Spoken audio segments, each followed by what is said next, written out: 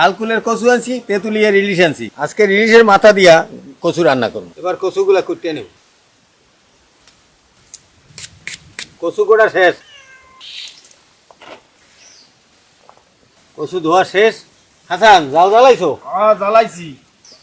পেঁয়াজ, রসুন, কাঁচামরিচ, ইলিশের কল্লা দিয়া গরু কচু একসের মজা লাগবে।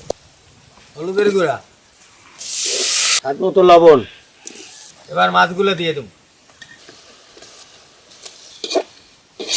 মাছটা ভালোভাবে ভুনে নিতে হইবে। কষাবার পরে আমি কচুটা দিয়ে দেব। মাছটা টকবগাই আছে, এখন আমি কচুটা দিয়ে দেব।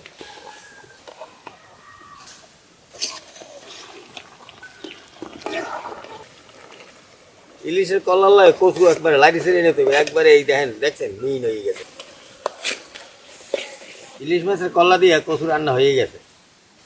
এই যে কচু রান্না হয়ে গেছে, হুদেই খাইতে মনে কর। বিসমিল্লাহির রহমানির রহিম। সেই মজা হয়েছে। ভাত হইলে আরো মজা পাইতাম, কারণ ভাত তো হয় নাই।